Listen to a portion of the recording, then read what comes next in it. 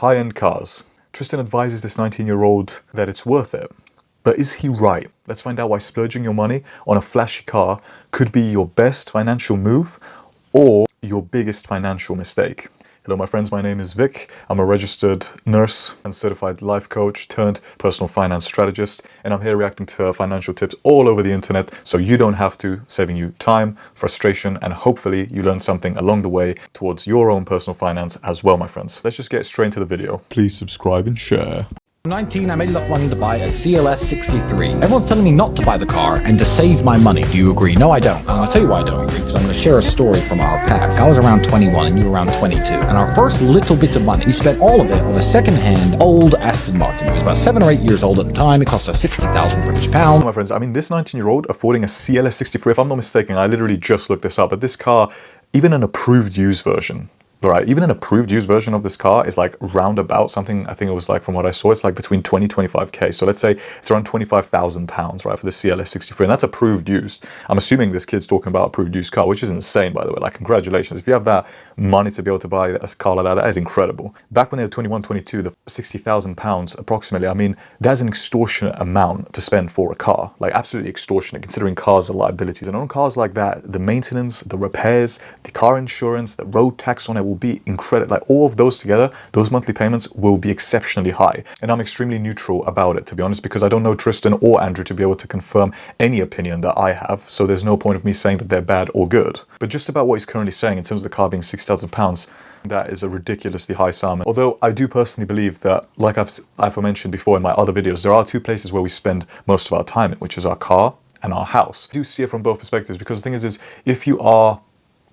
if you can just about afford it, I think that's an incredibly dumb financial decision to make, because it would just cost you significantly more, especially even for car services and MOT on cars like this. They are extremely expensive, especially with their parts, right? I don't know what the number is, but I know they're expensive. So it just doesn't make sense to just be able to afford it and then buy it, even though you look cool. You're just going to put yourself significantly more and more in debt. Especially nowadays, it's really difficult to buy a house in the UK, and that £60,000 could definitely be way better used towards buying a house. And if you just wait here in the video, I'll show you exactly what I mean. And I think you'll be extremely surprised by the results. But let's continue on with the video. Maybe he'll say something else. It was one of the smaller, slower Aston Martins at the time. But I was a 21-year-old in an Aston Martin. Cool. So my question to you, Dashit1, is how much do you believe in yourself? Do you think this is all you're going to get? You think the money that you have now saved to buy a CLS 63 is the best you can do? You think that's all you're going to make? Or do you think that you are going to continue to shatter those ceilings, continue to push forward, continue to achieve greatness? Because if you believe in yourself, buy the damn car.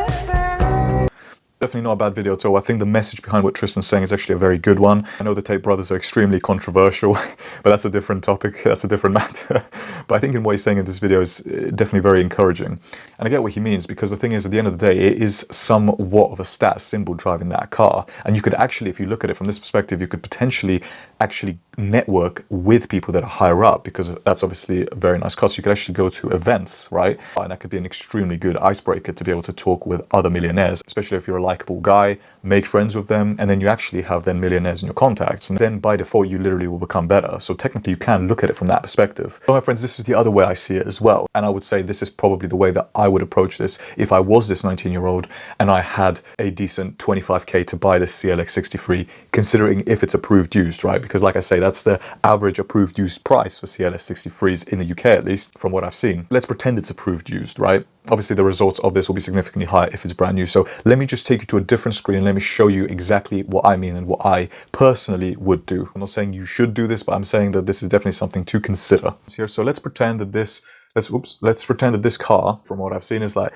£25,000, right? I think the first thing to do with this, my friends, is make sure that you have a sufficient emergency fund. Something around about like £5,000, I think for absolutely 95+%, maybe even 99% more of people, is absolutely fine. I think £5,000 is more than sufficient enough to keep you going for 3 to 6 months, £5,000. So let's say you've got 5 grand in an emergency fund. So that's 25 grand minus 5, 20,000. So you're left with £20,000 now, right? I personally, for me, if you want to buy a CLX63, they're expensive. I personally wouldn't go for something like this. I would go for something like a VW Polo. Now, I'm very fortunate at the moment because I'm living with my parents as well, so I don't have to worry about rent or mortgage. I'm building up for a house deposit because it's really difficult times right now, right? But if you're not in a position like that, it is quite hard. I fully agree. So, but £5,000 should still be okay. I personally would go for an approved used car, something that's around about £10,000. Before I was able to afford the car that I currently have now, before I was driving a normal VW Golf 2007 plate, right? Even though I could afford a better car than that, but I didn't. And that car literally cost me, I remember when I bought it, I think it cost me around about £3,000, right?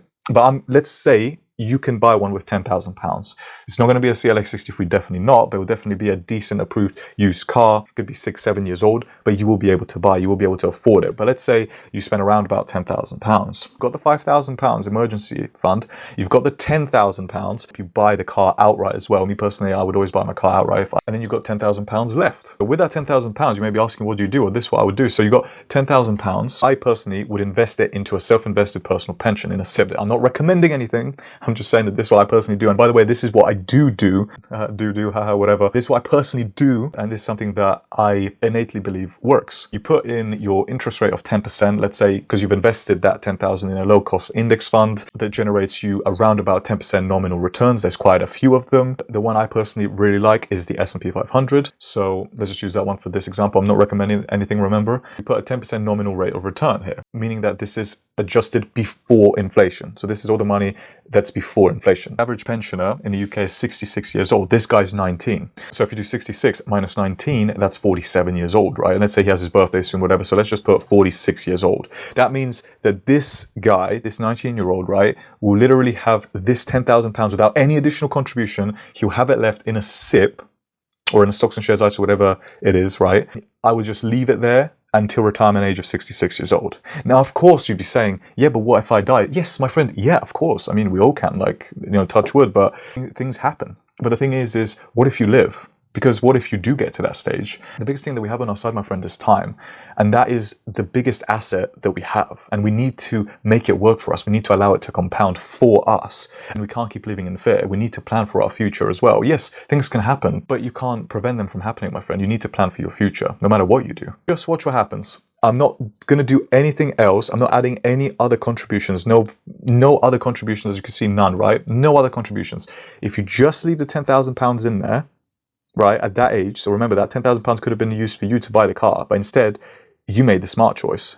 You decided to put it into a investment vehicle that generates you 10% returns because you're planning for your financial future, right? So watch what happens. Just for that £10,000, by the way, 10% nominal return, £10,000, 46 years, and if I click calculate, the future investment value is £976,000. That is basically £1 million.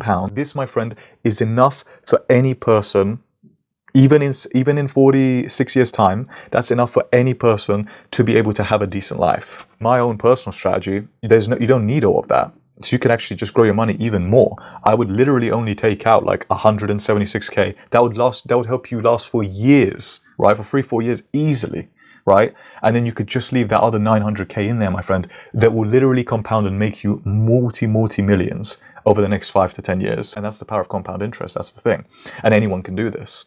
This isn't something weird. It's just you have to delay gratification significantly and you have to plan for your future. I'm not saying that this will 100% happen, but this has happened before. I'm currently in the process of doing it myself. I can't fast forward 46 years ahead and show you whether I'm right or wrong, right? But if you did want more information on this, my friend, I literally have an extremely affordable community. It's down in the link below.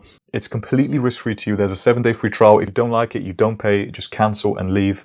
But I'm sure you absolutely will like it. There is a course that I've made there that's taken me over 30 hours to make. That's $157 worth of value to you. If you're interested to learn more, my friend, just click the link below.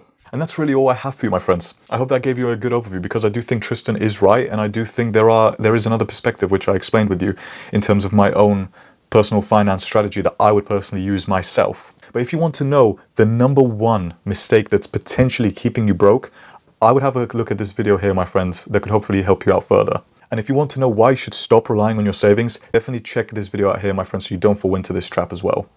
That's it, my friends.